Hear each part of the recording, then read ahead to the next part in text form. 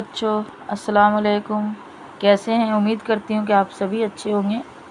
उर्दू ज़ुबान की तीसरी किताब में हैं 20 तक पढ़ा चुके हैं।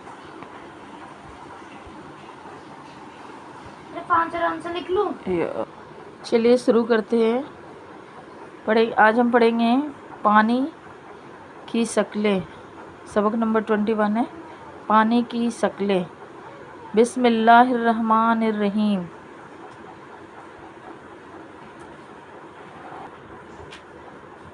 हवा और रोशनी के मानिंद दुनिया में पानी भी है।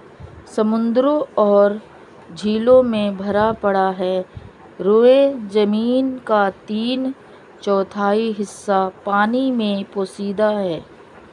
पहाड़ों से छोटे छोटे नाले, नदियाँ, सैलाब जारी रहते हैं।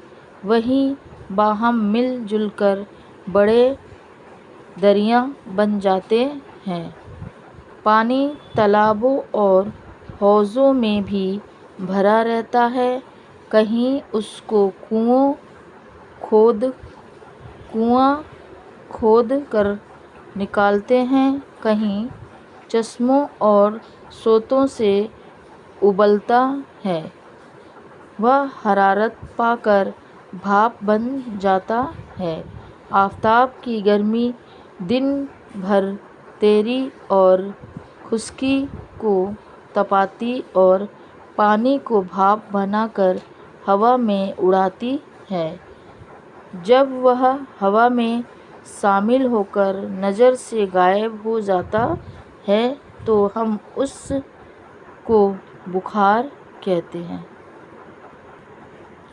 ज्यों-ज्यों रात भीगती है, खनकी होती जाती है, उस वक्त पानी के अबखरे जो हवा में शामिल हैं, किस कदर दरिया, झीलों और घाटियों के आसपास हवा में इधर रहते हैं, उनको कोहरा कहते हैं।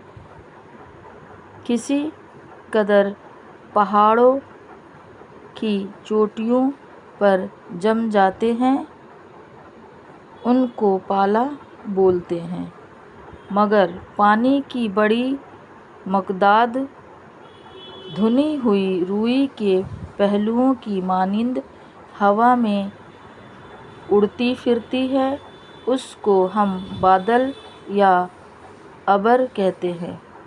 तुमने बूढ़ियों की ज़ुबानी ज़रूर सुना होगा कि बादल समुद्र से पानी पीकर आते हैं। क्या तुम ख़याल करते हो कि वह कोई जानवर है? यह ख़याल बिल्कुल गलत है। बादल हकीकत में छोटे छोटे कतरे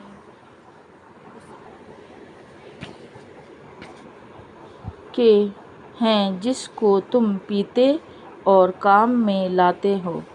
पानी के छोटे कतरे जो अबर की शक्ल में नज़र आते हैं, जब वह बाहम मिलजुल कर मोटे और वज़नी होने लगते हैं तो फिर हवा उनका बोझ संभाल नहीं सकती।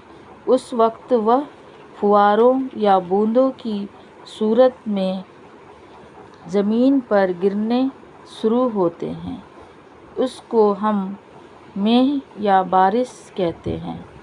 जब सख्त सर्द होती है तो पानी जमकर पत्थर की मानिंद हो जाता है, उसको हम बर्फ़ कहते हैं।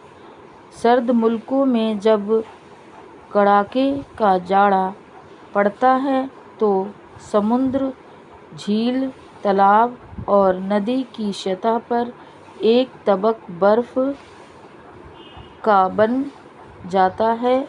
कभी पानी ऊपर ही से जमाया बरसता है, उसको हम ओला कहते हैं। और जब पानी की भाप जम जाती है तो वह पाला कहलाती है। इस बयान को पढ़कर तुम समझ लोगे कि गर्मी सर्दी की تاثیر سے پانی کیا کیا شکلیں بدلتا ہے؟